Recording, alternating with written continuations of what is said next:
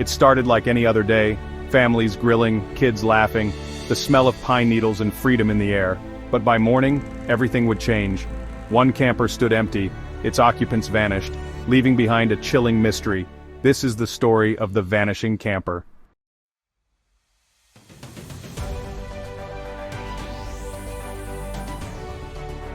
Nestled in the heart of the Rockies, the Whispering Pines RV Park was an oasis, a place where memories were made and laughter echoed through the trees. But beneath the surface of this idyllic retreat, a darkness lurked, a sinister secret that would soon shatter the peace. The year was 2007. Summer had descended upon Whispering Pines, bringing with it a fresh batch of vacationers. Among them, the Smith family, John, Mary, 10-year-old Emily, and their loyal golden retriever, Sparky.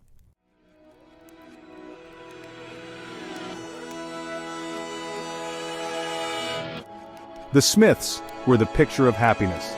Their laughter carried on the warm summer breeze. They were eager to escape the city and embrace the tranquility of nature. But as the sun began its descent, casting long, eerie shadows across the campsite, the atmosphere shifted. A palpable sense of unease settled over Whispering Pines.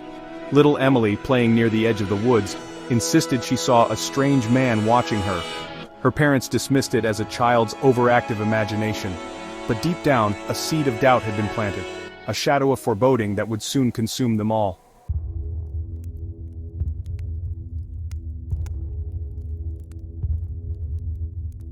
The Smiths quickly settled into their campsite.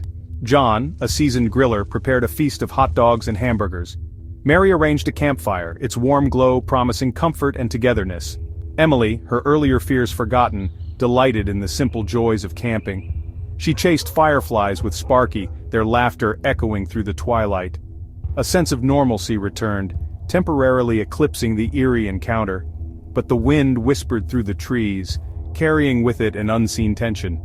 It was as if nature itself sensed the impending darkness, the calm before the storm. As night fell, the Smiths retreated inside their cozy camper. The sound of their laughter faded into the growing stillness of the campground.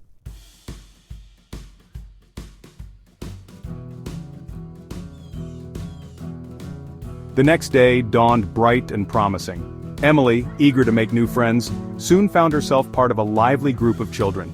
They spent the day playing tag, sharing stories, and forging bonds born of summer freedom.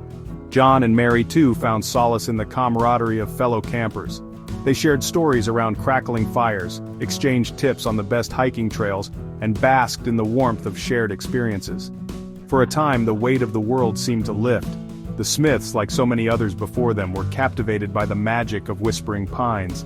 But even in this idyllic setting, a current of unease lingered beneath the surface, a sense that something was amiss, like a discordant note in a perfect melody.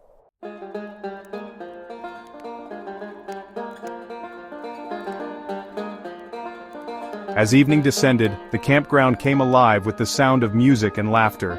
A group of campers, their voices blending in harmony, gathered around a bonfire, sharing stories and songs. The Smiths, drawn in by the merry atmosphere, joined the festivities, their spirits lifted by the sense of community. John, encouraged by the joyous crowd, even brought out his old guitar, his fingers remembering long-forgotten chords. Emily, her eyes sparkling with delight, danced with abandon, her laughter echoing through the night. For a few precious hours, the weight of the world seemed to lift. The campground was a microcosm of joy, a sanctuary from the darkness that lurked beyond its borders. But Mary couldn't shake a persistent sense of unease. She couldn't help but feel as if they were being watched, their every move scrutinized by unseen eyes.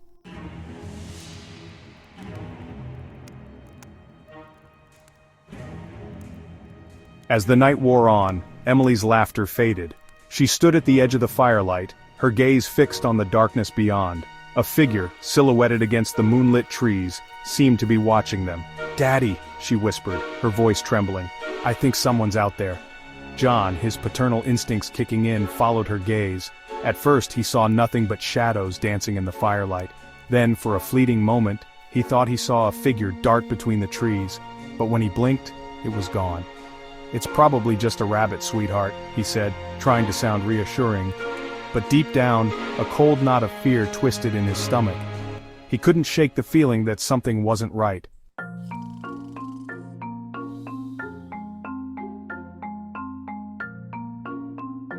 That night sleep came uneasily for the Smith family. The events of the evening, though seemingly insignificant, had left an indelible mark on their subconscious. Mary tossed and turned, her dreams plagued by vague images of shadowy figures and unseen observers. She woke with a start, her heart pounding in her chest, her breath catching in her throat. Beside her, John and Emily slept soundly, oblivious to her growing sense of dread. Outside, the wind howled like a banshee, its moaning seemingly echoing her own internal turmoil. Even little Emily, usually a sound sleeper, seemed troubled by unrestful dreams.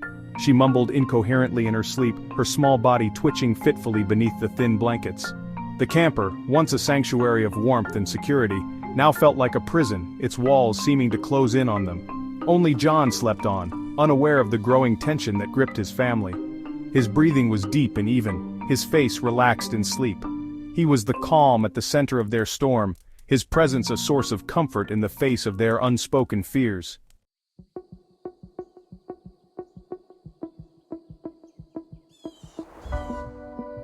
Dawn broke over Whispering Pines, painting the sky with hues of pink and gold, but the beauty of the new day did little to alleviate the sense of unease that had settled over the Smith family.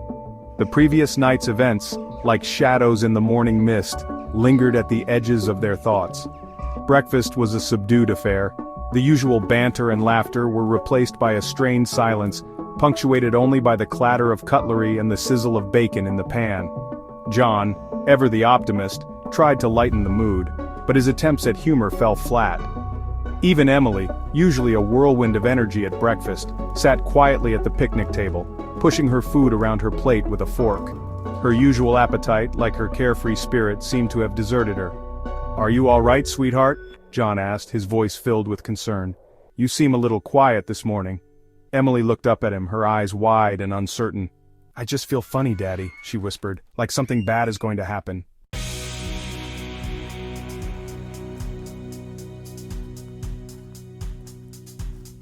Determined to shake off the lingering sense of unease, John suggested a hike. "There's a beautiful waterfall about a mile from here," he said, consulting a map. "I think Emily would love it." Mary, eager for any distraction, readily agreed. They set off along the winding trail, the air thick with the smell of pine needles and damp earth. The beauty of their surroundings, however, did little to ease Emily's anxiety. She clung to her father's hand, her eyes darting nervously at the dense undergrowth. "Look, Emily," John said, pointing to a deer grazing peacefully in a clearing. "Isn't it beautiful?" Emily managed a weak smile, but her fears lingered. She couldn't escape the feeling that they were being watched, that unseen eyes were tracking their every move. Their progress was slow, their pace hampered by Emily's reluctance and Mary's growing sense of dread. What had begun as an attempt to escape their fears had instead led them deeper into the heart of the unknown. The forest, once a place of beauty and tranquility, now seemed threatening, its silence heavy with unspoken secrets.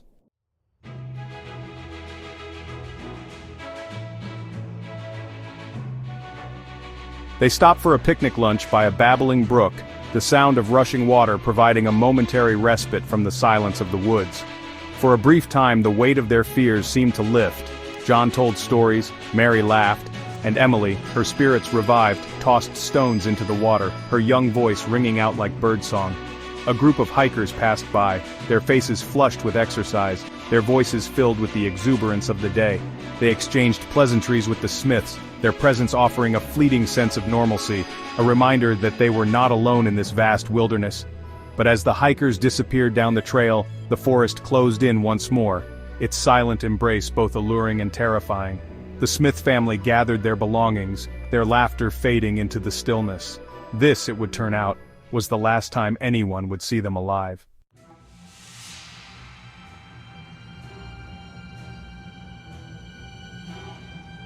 As dusk settled over Whispering Pines, a chill settled with it.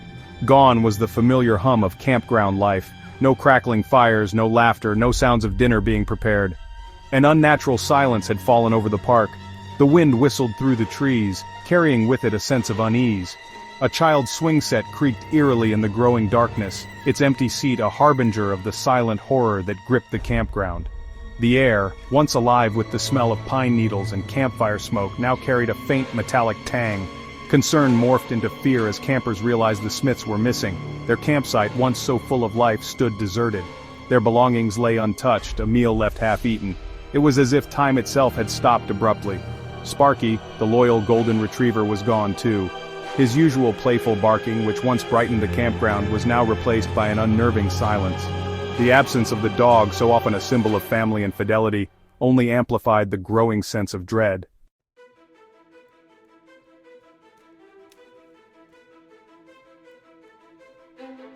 The park ranger, alerted by the worried campers, arrived with a growing sense of foreboding. He circled the Smiths' camper, his trained eyes scanning for any sign of a struggle or forced entry. But everything appeared undisturbed, almost too perfect, too staged. He tried the camper door, but it was locked. Peering through a window, he could see the interior was undisturbed. Their belongings were neatly arranged, as if they had simply stepped out for a moment. But something wasn't right. The door was bolted from the inside. A chill ran down the ranger's spine. How could a family vanish from a locked camper, leaving no trace? The impossible seemed to have occurred. He immediately sealed off the campsite, his mind racing with questions. This was no ordinary disappearance. Something dark and inexplicable had transpired at Whispering Pines. The search for the Smith family had begun, but the ranger knew, deep in his gut, that this case would haunt him.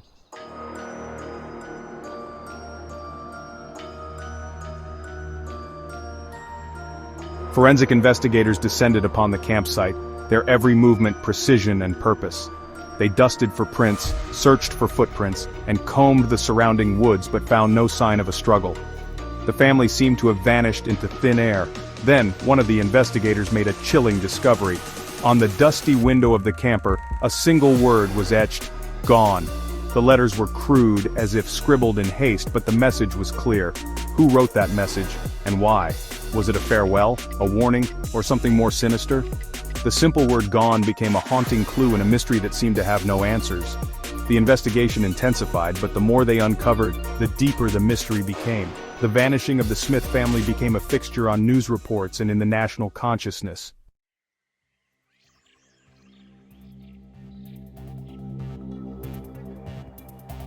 Fear spread through Whispering Pines like wildfire.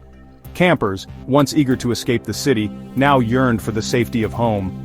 The campground, once alive with laughter and the smell of campfires, was now desolate, a ghost town haunted by the memory of the missing family. News crews descended on the small town, eager to capitalize on the tragedy. The story of the vanishing camper became a media sensation, fueling speculation and fear. Everyone had a theory, but no one had answers. The locals, once quick to welcome visitors with open arms, now regarded outsiders with suspicion. The disappearance of the Smith family had shattered their sense of security, leaving them wondering if evil had found its way to their idyllic community. As days turned into weeks, and weeks into months, the trail went cold. The Smith family, like so many others before them, had vanished without a trace. Their fate remained a mystery, their absence a constant shadow over Whispering Pines.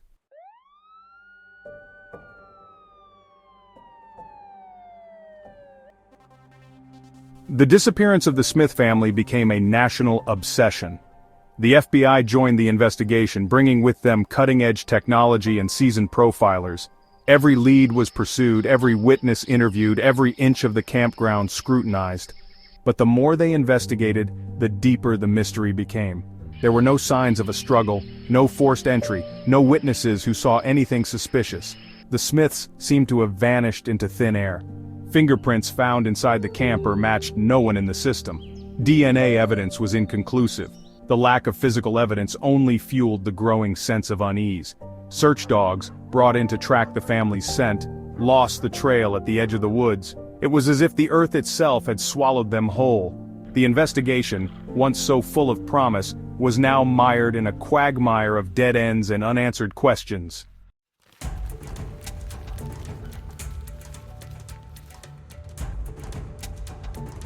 In the absence of concrete evidence, theories and speculation ran rampant.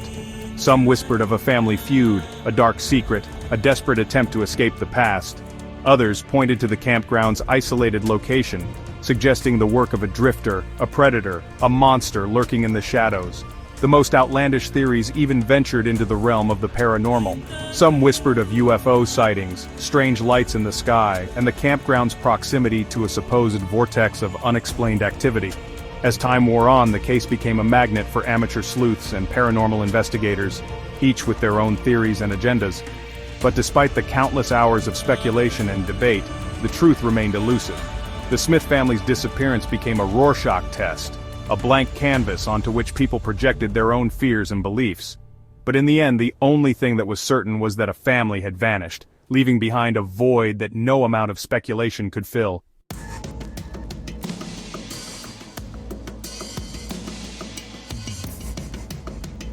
Years turned into decades, but the Smith family's disappearance continued to haunt the national consciousness. Their story was featured on countless true crime shows, podcasts, and documentaries, each attempting to unravel the mystery but only succeeding in deepening the enigma. Family members, friends, and a dedicated team of investigators refused to give up hope. They clung to the belief that one day the truth would be revealed, that the Smiths would be found, dead or alive. They chased down every lead, no matter how remote or unlikely. They re-interviewed witnesses, re-examined evidence, and retraced the family's last known movements. But the answers, if they existed at all, remained just out of reach. The case became a testament to the enduring power of hope, the unwavering love of family, and the frustrating elusiveness of truth. The Smiths, though gone, were never forgotten. Their memory lived on in the hearts of those who loved them and in the annals of unsolved mysteries.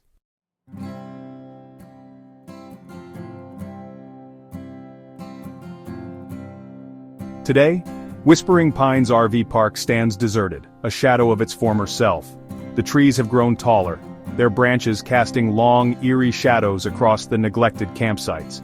The wind whistles through the broken windows of the abandoned camper, as if mourning the loss of innocence.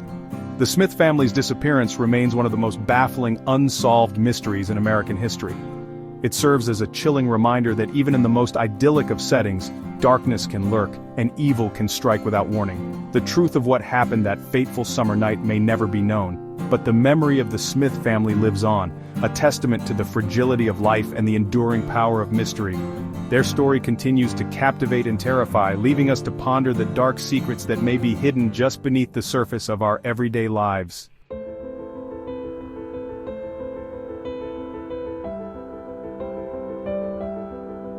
The disappearance of the Smith family from Whispering Pines RV Park baffles investigators and sleuths alike. How could a family vanish without a trace, leaving behind their belongings and a chilling message? The lack of answers amplifies the haunting nature of the case. Despite years of investigation, the case remains cold. Theories abound, but none offer a definitive explanation. The unanswered questions echo through the years.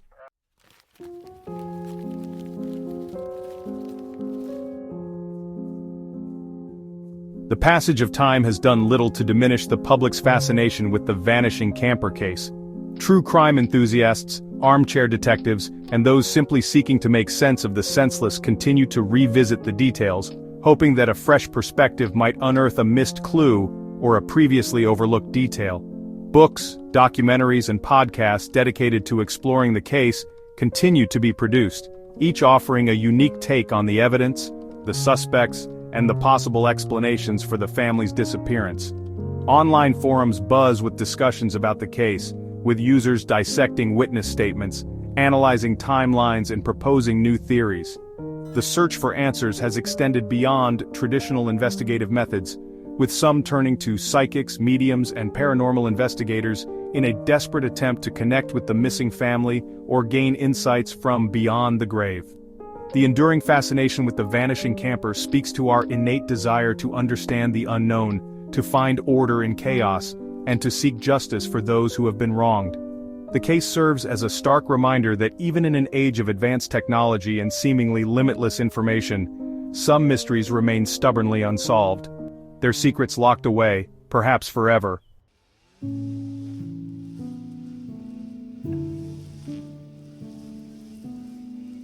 The once bustling Whispering Pines RV Park now stands as a desolate and eerie testament to the tragedy that unfolded there. Nature has slowly begun to reclaim the abandoned campground, erasing the man-made structures and returning the land to its untamed state. The rusted swing set creaks mournfully in the wind, a haunting reminder of the children who once laughed and played within its shadow. For the small community that once welcomed visitors to Whispering Pines, the memory of the Smith family's disappearance lingers. The case cast a long shadow over the town, forever altering its identity and leaving an indelible mark on the hearts and minds of its residents. Some locals still speak of the tragedy in hushed tones, their voices tinged with a mix of sadness, fear, and a lingering sense of unease. The story of the vanishing camper serves as a cautionary tale, a reminder that even in the most idyllic of settings, darkness can lurk beneath the surface, and evil can strike without warning. It is a story that continues to resonate with audiences worldwide, reminding us of the importance of cherishing our loved ones, appreciating the fragility of life, and never taking our safety or security for granted.